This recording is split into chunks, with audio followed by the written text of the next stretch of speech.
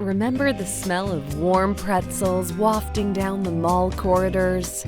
Or the clatter of plastic trays and the low hum of hungry shoppers deciding between a slice of pizza or a paper cup full of orange froth? In the 1970s and 1980s, mall food courts were a destination, much more than a place to eat. A reward after a long day of shopping, or a place to hang with friends when you had just a few bucks to spare. Back then, these food court legends reigned supreme.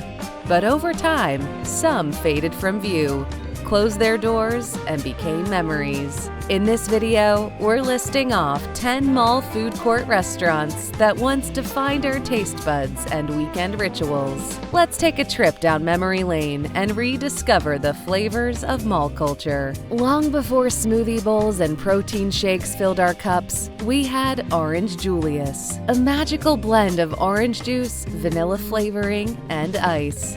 This frothy signature drink was both refreshing and unique. Originally started in 1926, it wasn't until the 1970s and 1980s that Orange Julius became a staple in mall food courts across America. They offered a sweet, creamy drink that was part juice, part dessert. The sound of the blender became a familiar buzz in the food court. Fun fact, in the 1970s, Orange Julius used a devil mascot with a pitchfork around an orange, which resembled Arizona State University's mascot. After legal threats, the company dropped the logo and slogan. Its orange and white stand was like a beacon for tired shoppers needing a boost. Many people still remember the sticky counters, the paper cups that would sweat in your hand, and that unforgettable tangy taste. It was later acquired by Dairy Queen, but that original Orange Julius vibe, it belonged to the mall, and it was everything.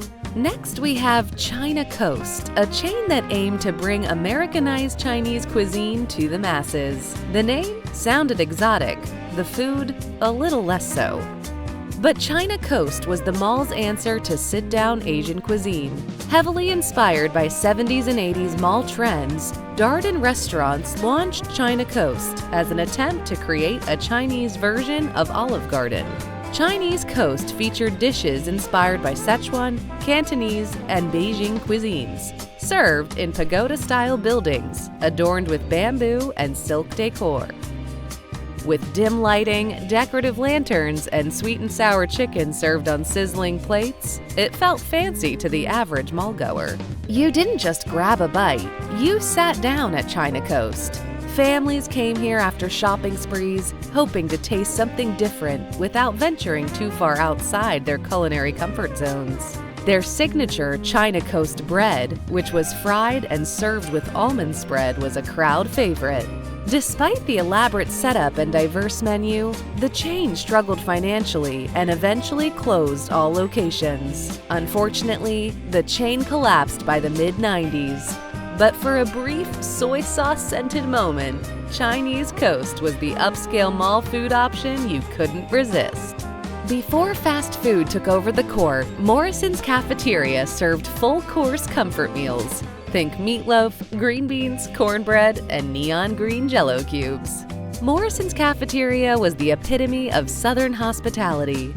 Founded in 1920 in Mobile, Alabama, Morrison's became wildly popular in the mid-20th century.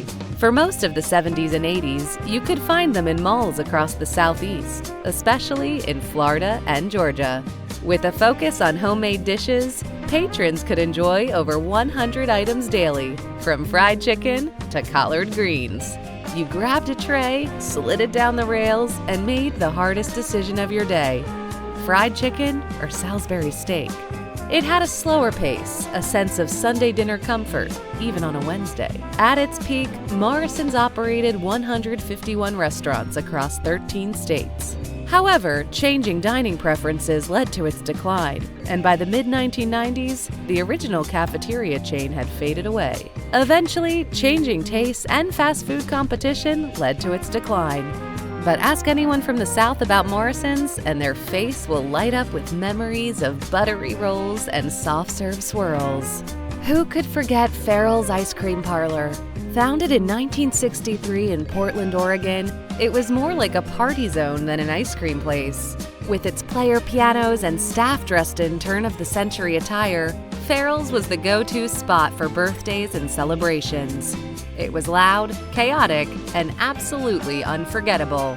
Farrell's ice cream parlor was designed to feel like an old-timey soda shop, complete with marching drums, sirens, and employees who literally ran to your table carrying a 30-scoop sundae. If it was your birthday, you didn't just get a song, you got a performance. Other kids at the mall would stop and stare as the Farrell's crew wheeled out the Zoo Sundae to your table.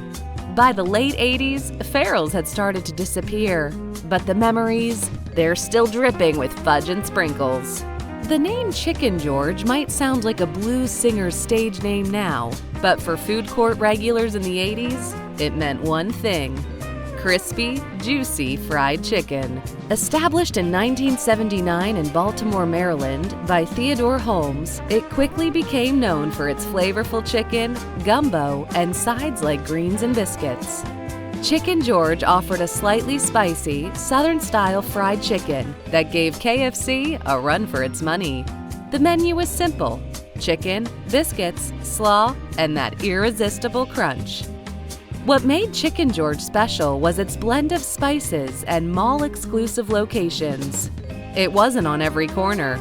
You had to go to the mall to get it. At its height, Chicken George was the largest Black-owned fast food company in the U.S., with locations in cities like Atlanta, Los Angeles, and Philadelphia. It didn't survive the fast food wars of the 90s as financial challenges led to its closure in 1991. But if you remember eating a drumstick while dodging seagulls in the parking lot food court annex, you remember Chicken George. Blimpie was Subway's quirky cousin. Launched in the 1960s in Hoboken, New Jersey, it was the place to get a freshly sliced deli sub before sandwich chains flooded the scene.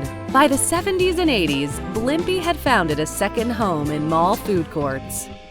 It offered freshly sliced meats and cheeses on soft rolls. With its massive hoagies and no-frills attitude, it became a favorite for hungry shoppers who wanted something less greasy and more filling. Blimpie didn't always get the same glory as its competitors, but it had a loyal following.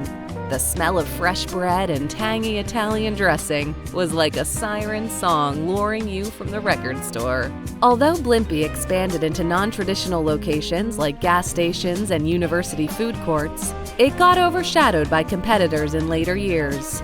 Today, Blimpie still exists in a few corners of America, but for many, its golden days live only in the food courts of the past. When country legend Kenny Rogers launched a chicken joint in 1991, the world tilted slightly in amazement. Rogers teamed up with former KFC CEO John Y. Brown Jr. to launch Kenny Rogers Roasters. Kenny Rogers Roasters was mall comfort food with a country twang. Rotisserie chicken, cornbread muffins, and hearty sides made it feel more like home cooking than fast food. With wood-accented counters and down-home vibes, it attracted families and curious fans alike. The food was surprisingly good: moist chicken, fresh veggies, and less grease than your typical bucket of poultry. Its peak came in the mid-90s when the chain gained pop culture fame with a feature on Seinfeld. But despite initial success, it struggled in the U.S. market. The last American location closed in 2011, though the brand still thrives in parts of Asia. Even in the U.S., the nostalgia lives right on with Kenny's music. To Michigan mall-goers, Mr. Fables was royalty. Known for its signature Fables burger and deep-fried onion rings, it offered fast food with a touch of elegance. Originating from a QP beef burger stand, it was rebranded in 1963 by cousins John Boyles and Dick Faber.